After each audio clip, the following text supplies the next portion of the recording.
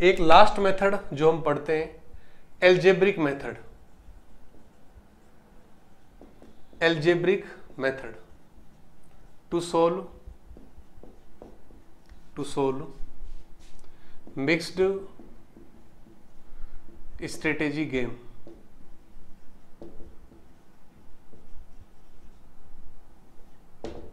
ठीक है, एक एल्जेब्रिक मेथड भी आप अप्लाई कर सकते हो।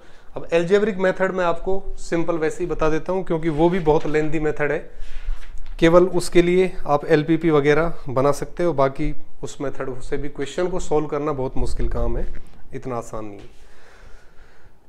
जैसे ये है, सपोज ये आपको गेम दे रखा है, ये सपोज प्लेयर ए है इधर, ठीक है,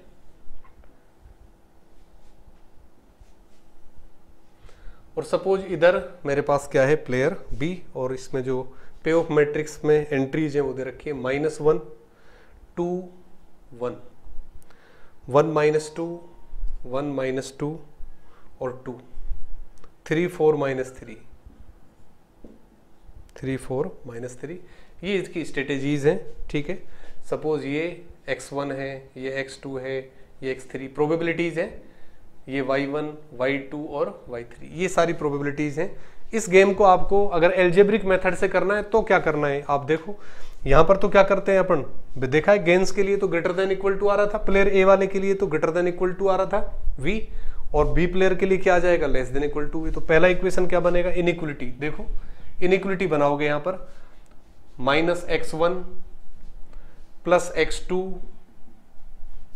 + 3x3 3x3 ग्रेटर देन और equal to v, greater than equal to v, ये लिखोगे। फिर इसी तरह से ए प्लेयर के लिए, और जबकि बी सेकंड स्ट्रेटेजी चूज कर रहा है तो क्या बनेगा, 2x1 हो गया, -2x2 + 4x3 greater than equal to v। फिर नेक्स्ट x1 + 2x2 और -3x3 greater than equal to v। ये तीन इनइक्वलिटी तो किसकी हो गई, प्लेयर ए के लिए। प्लेयर बी के लिए बनाए इसी तरह से, तो क्या आएगा, -y1 + 2y2 और plus y3 less than equal to v हो जाएगा। फिर नेक्स्ट y1 - 2y2 और plus 2y3 less than equal to v हो गया। नेक्स्ट फिर 3y1 + 4y2 - 3y3 और less than equal to v हो गया। ठीक है, तीन इसके लिए हो गई। और ये आपको पता है कि x1 + x2 + x3 equal to किसके होगा, 1 के। इसी तरह से b के लिए प्रोबेबिलिटीज का सम y1 + y2 + y3 equal to 1। अब इन सबको पहले आप इक्वेशंस में कन्वर्ट कर लो, इक्वेशंस में कन्वर्ट करके इन सबको सोल्व करना है। अब आपको सभी को सोल्व करके और किस किस की वैल्यू निकालनी है, x1 x2 x3, ठीक है, y1 y2 y3 और कैपिटल V, ये सारी वैल्यूज आपको फाइंड करनी है। तो x1 x2 x3 तीन वेरिएबल, y1 y2 y3 तीन और वेरिएबल हो गए, तो 3 और 3 6 वेरिएबल हुए, एक क्या आ गया v 7 वेरिएबल, जबकि क्या है अपने पास 1 2 3 4 5 6 7 8। ठीक है, तो 8 इक्वेशंस होंगे, इनको आपस में सोल्व करके सारी वैल्यू फाइंड करनी है, जो कि इतना आसान काम नहीं है। इसका मतलब एल्जेब्रिक मेथड भी कोई ज्यादा इंपॉर्टेंट नहीं है ऑब्जेक्टिव क्वेश्चंस करने के लिए। तो यहाँ पर सारे मेथड्स हमारे कंप्लीट हैं गेम थ्योरी के। कोई भी गेम प्रॉब्लम आपको दे रखी है तो अब करना क्या है, आपको गेम सोल्व करते समय जो सबसे इंपॉर्टेंट चीज़ जो आपको ध्यान रखनी है, अब मैं वो आपको बता रहा हूँ। उससे पहले एक फंडामेंटल थ्योरम का स्टेटमेंट और आप लिख लीजिए, फंडामेंटल थ्योरम का।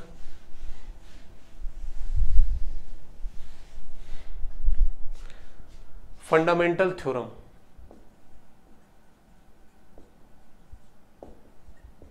फंडामेंटल थ्योरम, ठीक है। गेम्स के लिए फंडामेंटल थ्योरम क्या है, फंडामेंटल थ्योरम ये है कि अगर कोई भी गेम है स्ट्रेटेजिक गेम, ठीक है, स्ट्रेटेजिक गेम को हमेशा सोल्व किया जा सकता है, या ये कहें कि स्ट्रेटेजिक गेम अगर मिक्स्ड स्ट्रेटेजिक फॉर्म में कोई भी गेम आपको दे रखा है, उस गेम की वैल्यू हमेशा एग्जिस्ट करती है। ठीक है, मिक्स्ड या value of game, value of mixed strategic games always exist, always exist, ठीक है। यानी कोई भी मिक्स्ड स्ट्रेटेजिक फॉर्म, या कोई भी गेम है उसकी मिक्स्ड स्ट्रेटेजिक फॉर्म में हमेशा गेम की वैल्यू ऑब्टेन की जा सकती है। प्योर स्ट्रेटेजिक फॉर्म में प्राप्त करना हमेशा जरूरी नहीं है, लेकिन मिक्स्ड स्ट्रेटेजिक फॉर्म में गेम्स की वैल्यू हमेशा अपन ऑब्टेन कर सकते हैं। ये फंडामेंटल थ्योरम का स्टेटमेंट है।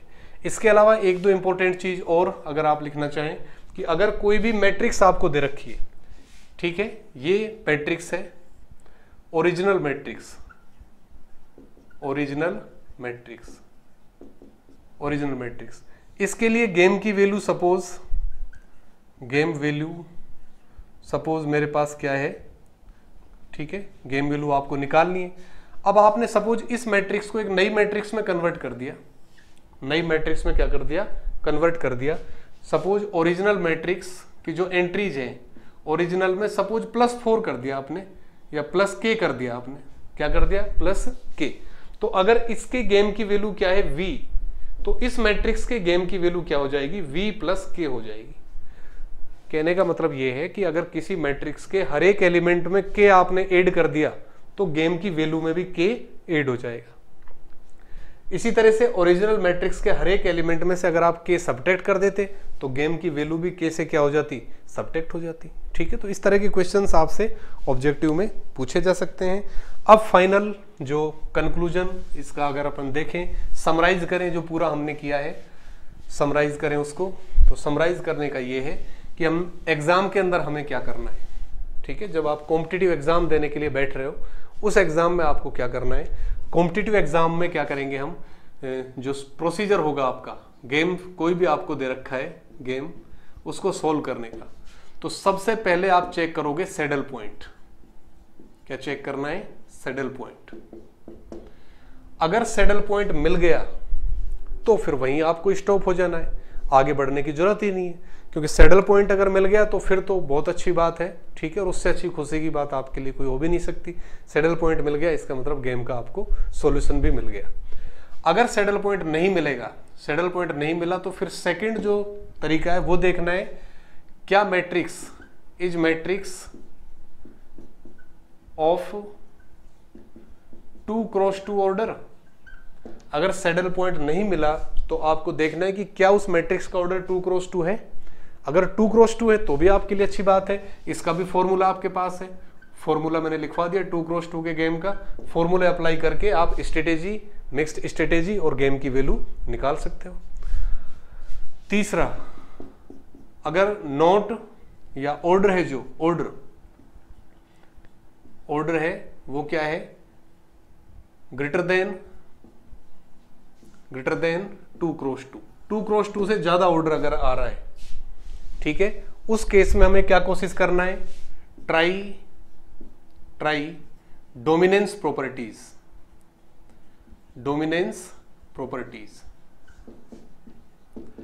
टू रिड्यूस डोमिनेंस प्रॉपर्टी की सहायता से कोशिश करेंगे कि गेम को 2x2 में रिड्यूस कर दें, या फिर गेम को m×2 में रिड्यूस कर दें, या फिर गेम को 2x(n) में रिड्यूस कर दें, ठीक है। अगर गेम 2x2 में आपने रिड्यूस कर दिया तब तो ये वाला फॉर्मूले जो आपके पास है इसकी सहायता से आप सोल्व कर सकते हो। 2x2 में नहीं होकर m×2 में हो रहा है या 2x(n) में हो रहा है, तो इन दोनों ही केसेज में क्या लगा सकते हो आप, ग्राफिकल मेथड की सहायता से गेम को आप रिड्यूस कर पाएंगे, ग्राफिकल मेथड की सहायता से, ठीक है। यहां तक हो गया। अब इसके बाद अगर ये सारी चीजें काम नहीं कर रही हैं, ये कोई भी काम नहीं कर रहा है, ठीक है, और गेम आपका सपोज 3x3 ऑर्डर का है, तो फिर उस पर कौन सा मेथड अप्लाई करेंगे हम, ऑडमेंट्स मेथड जो अभी आपको बताया है, ऑडमेंट्स मेथड।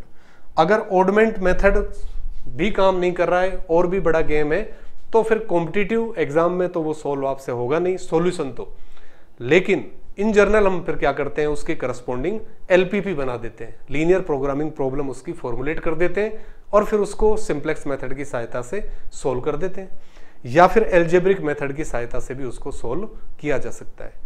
आपका जो एग्जाम है उसमें जो मुझे लगता है, ठीक है, मेरी जो पर्सनल ओपिनियन वो यही है कि आपका जो एग्जाम है उसमें या तो सैडल पॉइंट का क्वेश्चन होगा या फिर 2x2 गेम का क्वेश्चन होगा, या फिर डोमिनेंस प्रॉपर्टी का क्वेश्चन होगा। इन तीनों में से क्वेश्चन मिलने की सबसे ज्यादा संभावना है, और ज्यादा से ज्यादा अगर उसको जाना है आगे तो ज्यादा से ज्यादा वो ग्राफिकल मेथड तक जा सकता है। इससे आगे आपका जो एग्जाम है उसके अंदर वो नहीं जाएगा। इसलिए ये जो शुरू के 3 जो मेथड्स किए हैं, सैडल पॉइंट वाला, 2x2 वाला और डोमिनेंस प्रॉपर्टी वाला, और एक ग्राफिकल, ठीक है, क्योंकि ग्राफिकल में भी कोई समय नहीं लगता, फटाक देसिन हो जाता है वो भी।